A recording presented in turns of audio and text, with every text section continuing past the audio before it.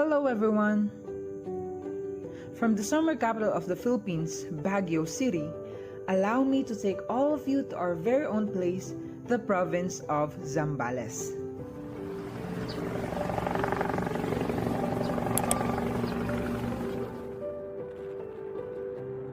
From the municipality of Candelaria, I traveled all the way to Cabangan.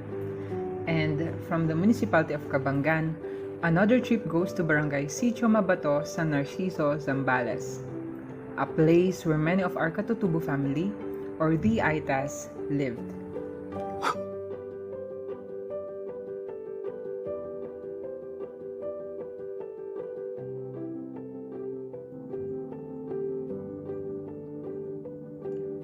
The Aita are the indigenous people of Luzon.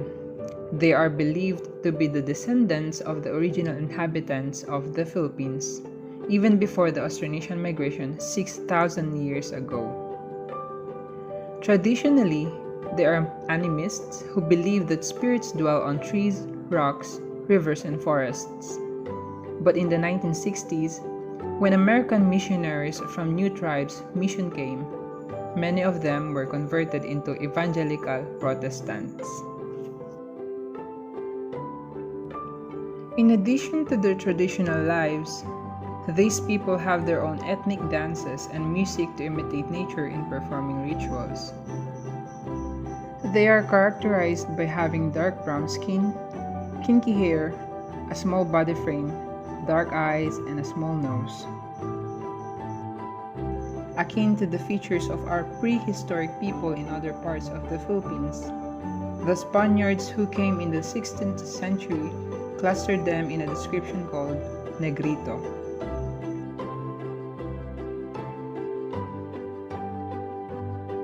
The Aita are nomadic people who live around the mountain ranges of Zambales. They thrive on gasak, or slash and burn farming, and they constantly move with the season. Unlike other groups of decorated indigenous people, they live by just wearing simple clothing. Men were clad in lubay or bahag, and women in wrapped around cloth.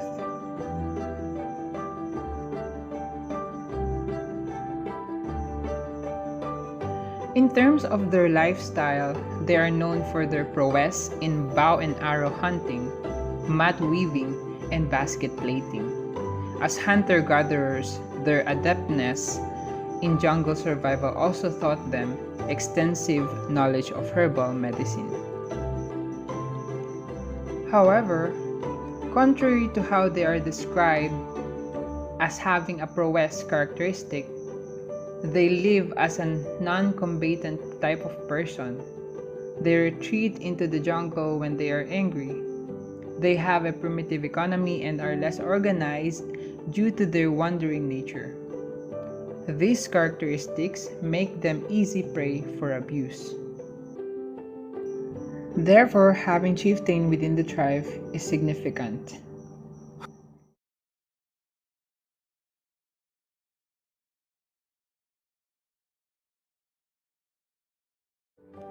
Riding on a motorcycle, a trip lasting almost an hour, is Teacher Jen, who's accompanying me to the exact place of the interviewee. Teacher Jen is a teacher at Mabato Elementary School, therefore she's the one I approach to help me reach one of the chieftains in the said place.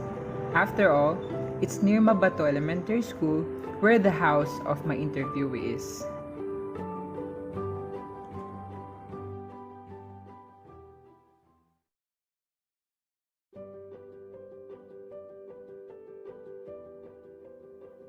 Maaari niyo po bang ibahagi sa amin kung paano nagsimula ang pagkakaroon ng chieftain sa tribo? Kailangan mo makipagkaibigan mabuti. Dalawang klase kasi yung pakikisama. Ang isa kasi pakikisama parang bata, matanda. Kailangan maging bata ka rin kahit matanda ka na. Para kahit yung bata, paglaki nila, kilala ka nila. According to Nanay Jelyn, The moment the chieftain starts within the tribe is due to the desire for friendship, or the desire to be known as a person with friendly qualities and fellowship characteristics. Because she mentioned that if you want to become a chieftain, you need to make good friends by making fellowship with all your co-tribe, from children to adult ones. She emphasized being fellowship with the children because if they grow, they will know you and will root for you to become their chieftain. That's how it started. Ano po ba ang requirement o mga kailangan para makapasa sa pagkakandidato ng chieftain? Kung katutubo ka.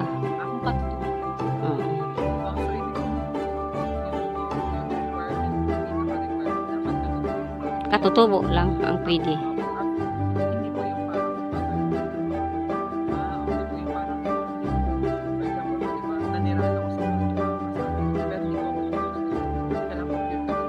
Oo. Katutubo.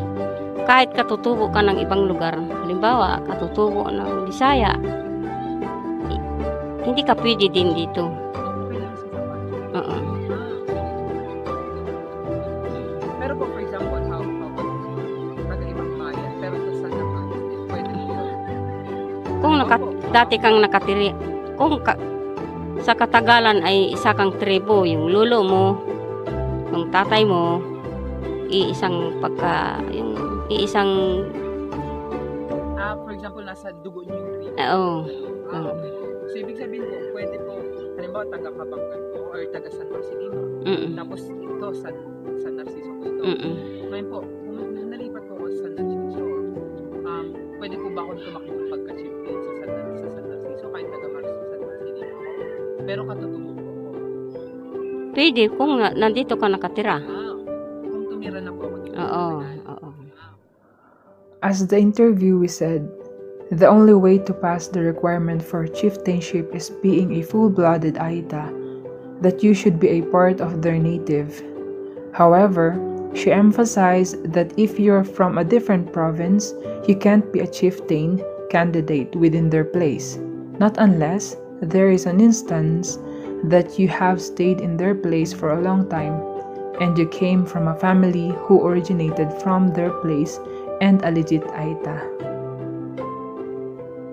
Maaari niyo po bang ikwento sa amin kung ano yung mga gampanin ng isang chieftain sa kanyang kapwa katutubo? Lahat na yan. Lahat na yan, dara na yan. Kasi ang karamihan sa mga katutubo, nahihiya sila. Halimbawa, mayroong nakagawa ng hindi tama. Nakulong sila. Hanggat kaya mo at mayroon naman abogado yung mga IP, hihi ka ng tulong doon. Tutulungan ka nila. Ikaw na lang pupunta doon. Hindi mo na makikita yung mga tutulong sa yung isang leader. Kagaya ako, mayroon lang akong punta na isang tao. Ako na lang pupunta sa nasa bilibid. Halimbawa. Pagkuan, may isang kwan doon sa bilibid na yun. O kaya sa Buluagan. Ang ibig sabihin doon, pwede mo siyang mailabas ang isang tribo, pero kailangan mo pa rin mag-iingat. Huwag mag-ing dalawa. Unang bisis lang. Pag pangalawang bisis kang nakulong, hindi ka na pwedeng ilabas. So, ibig sabihin po, bilang isang chieftain na tribo, kayo po yung tumatag spokesperson. Oo, ganun. May instance na may nakulong kayo pagkas. Kayo po yung tatay para ipagtanggol. Siya, ipagtanggol. Yung kaso niya. Yung kaso niya. Yun po yung kampanya na. Oo, isa kayong, halimbawa, halimbawa, may problema yung katribo mo, sabihin niya lang sa'yo, tulungan mo ako, pwede mo akong tulungan. Gagawin mo basta kaya mo siya. Pero gaya nung po sinabi niyo kanina, kapag pangalawang beses na, hindi na pwede. Hindi na pwede. Pwede na po bilang isang chieftain, pwede niyo na po siyang hayaan kasi Hayaan. pangalawang beses na Oo, yun ang kwa. Kasi masasana yung tao. Masasana Bukod po doon, ano pa po yung kampanya sa chieftain? Ah, Kayo, for example, kung may sakuna. yun, halimbawa may sakuna, pag wala naman, wala naman. At yung Naintindihan namin, hindi, sa bayan kasi karamihan narinig ko yan. Kahit walang nangyari sa mga tahanan nila, nagpapagawa sila ng dokumento na ganito, nasiraan kami. Karamihan kasi yan eh, siseminar din ako. Pero sa amin, kahit na nakikita na nila, parang dinabaliwala din nila. Kahit may leader na yan, kahit sabihin mo pa yan. Pero ang ginagawa na lang ng tao, sinasagawa na lang sa pangsariling kagustuhan. dahil may gusto silang makuha. Kahit hindi naman makatotohanan yung mga Oo. sa Pero sa amin, kahit magkatotohanan na yun, parang hindi pa rin sila naniwala. Kaya kami mga katutubo, mayroong sariling paninindigan na ganito na lang yung gagawin natin hanggat kaya natin. Huwag na tayong makisalo. kumbaga bilang isang chieftain, kayo yung nakukuha na kung may problema or may sakuna, Magtutulungan na. kasama na sa chieftain.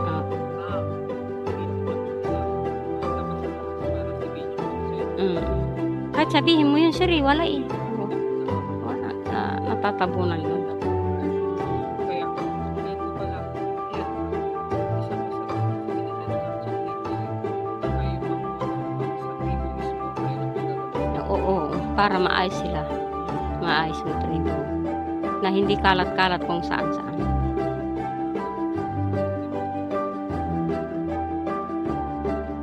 With regards to the role of a chieftain, Nanay Jelyn said that all the possible favors you can give or offer to your tribe are your roles. As she continued sharing, she mentioned this first one being the whole tribe's spokesperson. In this case, she gave an example. If, for instance, you have a tribe member that was accused, as a chieftain, you need to stand for that person as his or her spokesperson. Walk his or her paper if needed, including the one who is obliged to ask for help from a lawyer. Yet, this matter cannot be tolerated because the interviewee mentioned that if a tribe committed the mistake twice, he or she will no longer be a chieftain's obligation. Another one, if there is a disaster, Nanay Jelyn mentioned that as a chieftain, you need to lead everyone by encouraging them to help the whole tribe or one another, since she said that the government mostly neglects them during these times of trouble. She ended with a statement that, as a chieftain, you need to be intact as a tribe by helping one another without asking another group of people's help, for instance, the government. Because, as a chieftain, it is his or her responsibility to make the tribe safe, secure, and not scattered everywhere. Lastly, to prove that part of the chieftain's responsibility is almost everything, here is another clip of the interview. Kasi lahat na yung gagawin mo, may makakasakit, tawagin ka rin kasi hindi sila pinapansin sa ospital. So, bilang chieftain, ganun din po. Sasamahan ko sila. Kahit anong oras, basta emergency yan. Samahan ko sila, mga anak, may aksidente, may mamatay. Wala. May magkasakit. Pag hinatid ng teacher yan sa amin, dinadala ko sa center. Yung mga batang isa. Gaano po katagal namumuno ang isang chieftain? Maabot yan kung mabuti ka. Magandang patakaran mo. Yung pagpan mo ng tao, maganda yung paghawak mo sa kanila. Ang ibig sabihin kasi ng paghawak ng isang tribo, pag-iingat sa dila. Yun. Yun ang isa. Kailangan mong magpigil sa mga sinasabi mo. Kasi kahit isang patak na salita yan, pag narinig nila yan, masasaktan din sila. Kung wala ka pang 1 taon at 6 na buwan, yung ibang leader, ganito sabi niya, abutin natin muna ng 1 taon pag hindi pa siya nagbago ng patakaran. Palitan siya. Yun ang emergency. Kahit anong oras yun, mapipetisyonan ka kung pwedeng mangyari. Kalmado ka saka, kailangan makikita din nila kung gaano ka seryoso sa kanila. Maging aktibo sa lahat ng pan. In this part, the interviewee inferred that there are no exact rules to end someone's leadership as a chieftain of the tribe, but all through its characters and behavior. Because Nanay Jelyn mentioned that you can be kicked as a chieftain or removed as a chieftain if you cannot attain the following qualities, such as being nice to people, having good governance to the tribe, sensitive in words when speaking or being careful with the use of words as one of the main highlights, being calm, serious to people, and being active in almost everything.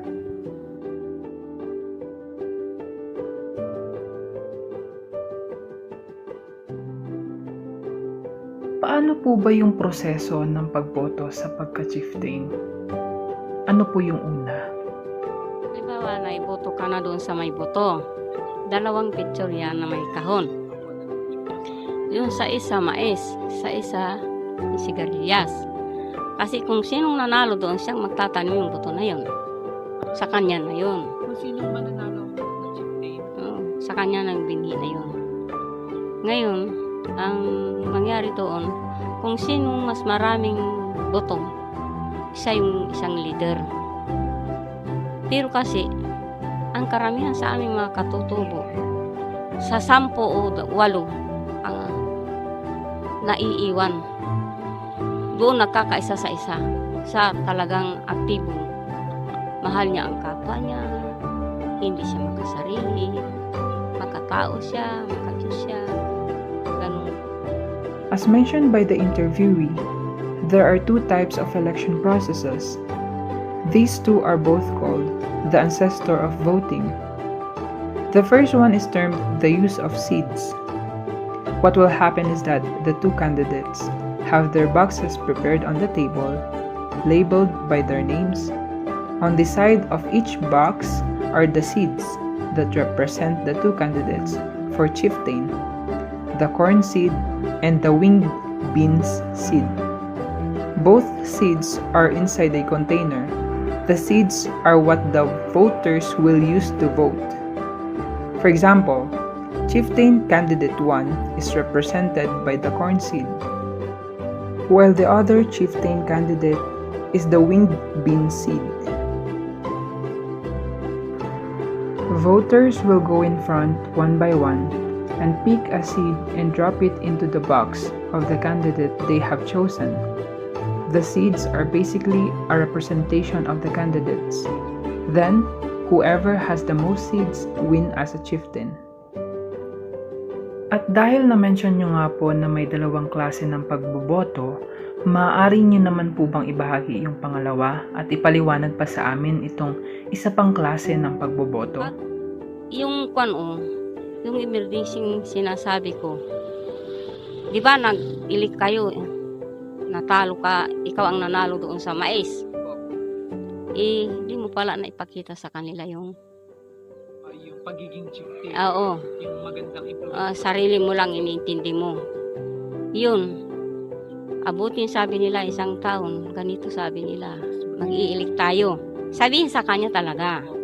Na sabihin sa akin, halba sa akin isabihin, iilik tayo chief, ganitong araw. Tawagin yung CIP. Ganun. Pag matawag na yan, yun. Anong gagawin natin? Mga buto ba? Hindi. Yun na lang yung magpipila. Ito po yung emergency pag-iilik. Oo. Hawak na lang. Oo. Walang tatalikod yun. Hindi. Parang yung mismo. hawak na talaga dito sa baywang mo. Kailangan mo pa rin nakahawak kang mabuti at agawan ng tao yan. Yung may tao doon sa kabila, hihilain ka sa likod. Kailangan mahigpit yung So, ibig pagkahawak. sabihin po na Oo. Tapos ngayon, kung sino pa yung nagugustuhan nila ng Oo, chieftain, tatayo ka. tatayo tapos hawakan nila sa Oo, baywang. kung saan sila humawak, pabayaan mo, huwag kang hihila. Opo. Ngayon, kung sino po may pinakamaraming nahawak sa baywang, Yun ang chieftain. yun ang chieftain. Ngayon, ginagawa ko yun kapag ginagawa ko ito emergency patrolling kapag hindi na po maganda yung influence. Yung isang leader. Chieftain. To clearly explain what the interviewee wants to convey, the second way of electing is what they call the holding or gripping of the waist. Aside from the said term, it is also called emergency election. An emergency election happens if there is a need to remove the current chieftain. If he does not manage well or he is not careful with his speech, the whole tribe will agree to remove the current chieftain or him by conducting this called the holding or gripping of the waist. According to Nanay Jelyn's explanation, the two chieftain candidates will go to the front and the voters will tightly hug the waist of their favorite candidate. To repeat, the process is allowing the voters to hold tightly the waist of their desired candidate. Each voter must have a firm grip because there are times when voters will compete with the other group who votes for another by pulling them behind, encouraging them to vote for their selected candidate, or forcing them to vote for their selected candidate.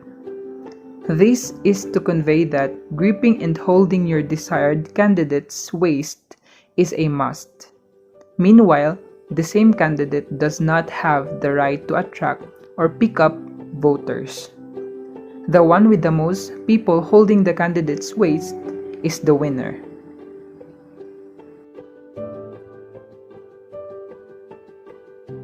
Bale, pang ilang taon na po ninyong volunteer chieftain dito sa Barangay Sitio Mabato?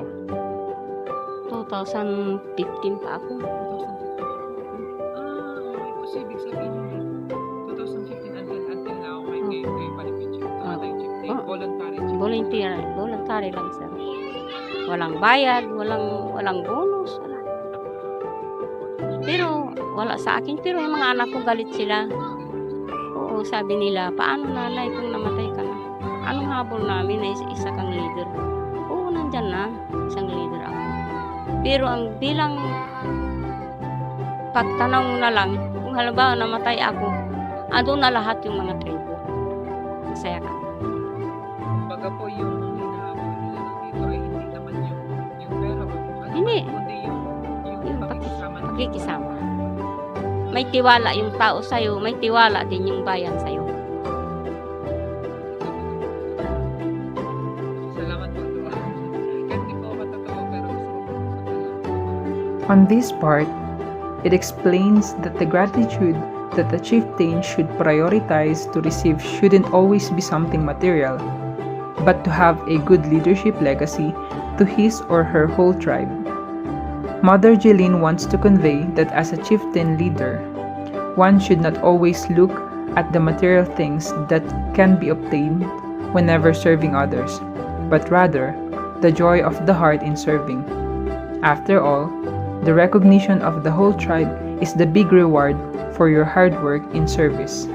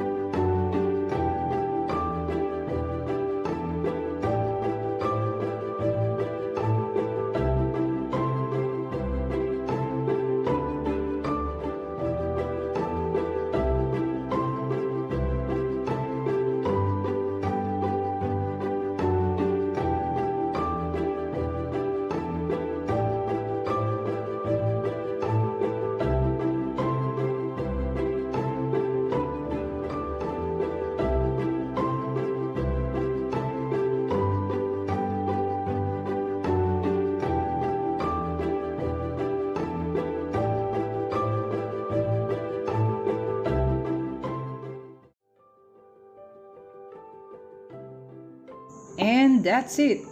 That's the end of our interview with Nanay Jelyn Balario Flores, a volunteer chieftain of Barangay Sitio Mabato sa Narciso, Zambales. Thank you everyone for listening.